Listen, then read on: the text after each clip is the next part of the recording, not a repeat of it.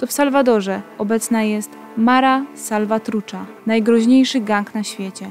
Każdy budynek jest otoczony murem i drutem kolczastym. W stacjach benzynowych, w sklepach ochroniarze mają potężne gnaty, spluwy ogromne.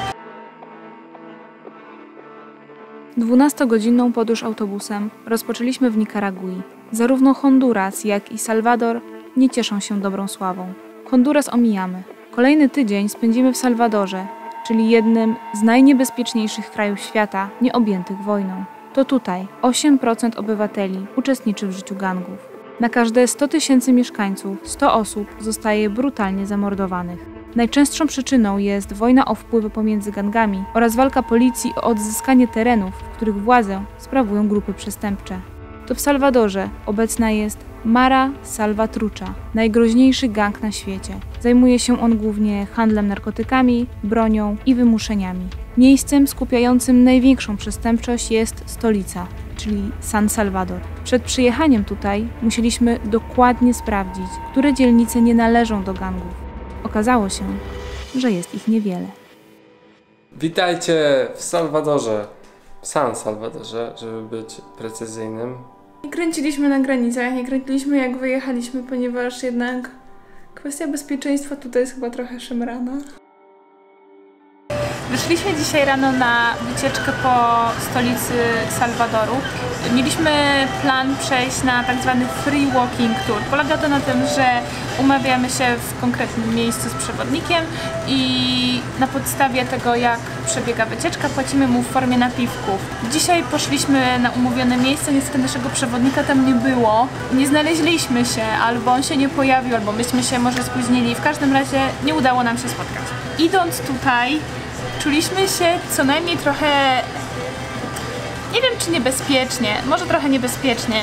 Każdy budynek jest otoczony murem i drutem kolczastym, dosłownie każdy. W stacjach benzynowych, w sklepach ochroniarze mają potężne gnaty, spluwy ogromne. Jest bardzo duża przestępczość w stolicy i gdzieś to tam czujemy. Nie wiemy, na ile to jest faktycznie nasze wyobrażenie, bo się naczytaliśmy, natomiast no, rzeczywistość wygląda tak, że faktycznie każdy jest uzbrojony po zęby, domy są ochraniane. Także jesteśmy teraz na stacji benzynowej, gdzie jest internet, kawa, toaleta, jedzenie i planujemy, co zrobić dalej, czy zdecydujemy się iść i zwiedzać, czy może postanowimy jednak wrócić do hotelu i przemyśleć plan na cały kolejny czas. Po wyjściu ze stacji benzynowej zdecydowaliśmy się jednak wsiąść w autobus i pojechać do centrum, ponieważ centrum nie było daleko. Przeszliśmy się po tym centrum. Okazało się, że w sumie w samej stolicy El Salvadoru nie ma za dużo. Jest kilka budynków, które można uznać za historyczne, natomiast nie ma tak naprawdę czego zwiedzać. Nie jest warto tu spędzać więcej niż pół dnia. Super był rynek, który przeszliśmy. Kupiliśmy dużo owoców, papaje, mango, banany, awokado, ziemniaczki. Rynki są super, można zobaczyć jak żyją lokalsi, co kupują, co jedzą. Pamiętacie historię zagubionych butów Bartka z filmu z Nikaragui? W Salwadorze również nie mieli jego rozmiaru. Kupiliśmy za to dobrze nam już znane smażone banany i jukę. Warzywne banany obiera się, kroi w plastry i smaży na głębokim oleju.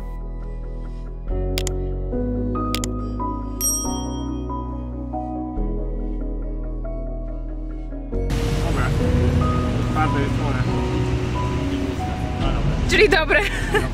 Minusem całego dnia na pewno jest to, że faktycznie nie czuliśmy się bezpieczni.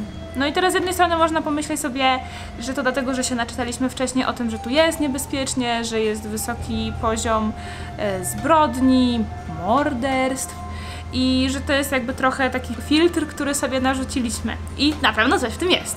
Natomiast, mimo że byliśmy tak naprawdę w centrum pół dnia, spotkaliśmy się z kilkoma nieprzyjemnymi sytuacjami.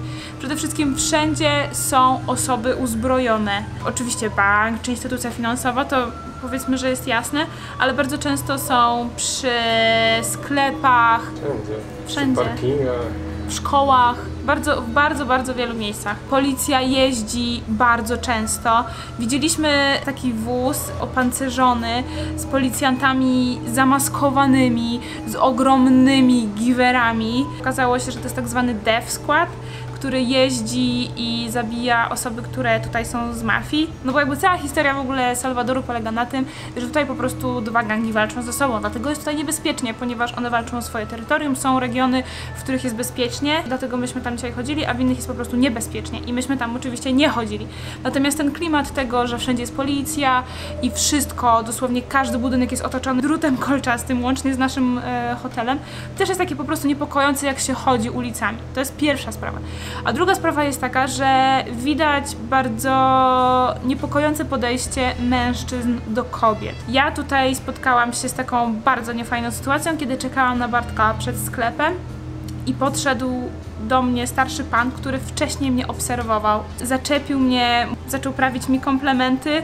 To nie jest miłe, to nie jest ten rodzaj komplementu, który kobieta chce usłyszeć stojąc na ulicy, kiedy większość facetów po prostu obcinacie wzrokiem i gwiżdżą na nas, pokazują jakieś takie gesty wulgarne. Bardzo niefajna sytuacja. Z jednej strony się naczytaliśmy, ale z drugiej strony bardzo dużo rzeczy tutaj się zweryfikowało.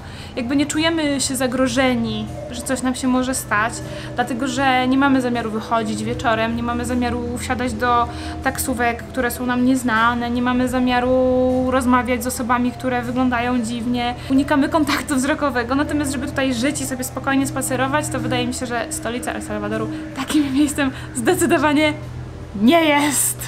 Jak chodziliśmy sobie po mieście, to nie spotkaliśmy żadnego turysty, żadnej osoby, która by wyglądała tak jak my, albo po prostu inaczej jak lokalsi. Wszyscy na nas zwracali uwagę tylko dlatego, że jesteśmy biali i że sobie chodzimy.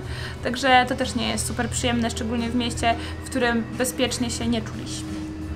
Siedzimy na placu głównym, jeszcze nie zobaczyliśmy żadnego turysty, wzbudzamy trochę zainteresowanie, ludzie się na nas patrzą. I to właśnie z tego powodu zdecydowaliśmy się, że nie będziemy chodzić po ulicach z kamerą. Wzięliśmy kamerę w hotelu, na stacji benzynowej i później znowu w hotelu. A tak to kręciliśmy całość telefonem, dlatego jakość w przebitkach nie jest zbyt imponująca. Natomiast chcieliśmy coś pokazać, nie ryzykując tego, że ktoś będzie na nas potem czyhał i chciał nas okraść albo zabić. Jedziemy drogę powrotną do hotelu. Nasza wycieczka po centrum była krótka, byliśmy może 2 godziny. No tak naprawdę nie ma co zobaczyć. Jest bardzo dużo ludzi, którzy tutaj sprzedają. Ludzie sprzedają wszystko. Jest dużo gołębi i policji. Ojej, policji, ochroniarzy, pełno. Wszyscy nas obserwują, wszyscy. Nie widzieliśmy wołają. jeszcze żadnego jednego turysty tak naprawdę. Ja nie widziałem żadnego. W stolicy. Właśnie cukierki w autobusie.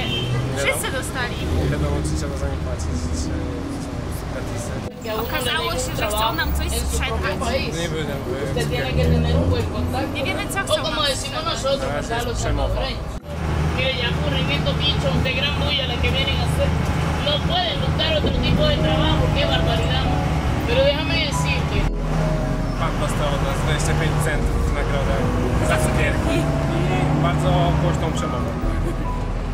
Dziękujemy za Twoją wizytę. Tak się nazywa cukierek. Cukierek, przeczytałam, skład jest wegański. I wygląda tak. Odmówiętowy. Spędzamy tutaj jeszcze jeden wieczór, jedną noc. Rano pakujemy się i jedziemy w stronę Gwatemali, w stronę granicy z Gwatemalą. To będzie nasz kolejny kierunek, kolejny kraj. Wcześniej na 3-4 noce zatrzymamy się jeszcze w Salwadorze, w bardzo słynnym turystycznym regionie, żeby sprawdzić, czy ten klimat, który zastaliśmy tutaj, obejmuje cały kraj, czy może po prostu stolice mają to do siebie, że niosą ze sobą większe niebezpieczeństwo. Także jutro kierunek Ruta Las Flores. Leci muzyka jakby z takiego fletu, tylko że stare przeboje. Teraz leci Titanic w tym flecie, jakby wejściówka do Titanica. Więc nie wiem, czy to słyszycie. Nieważne.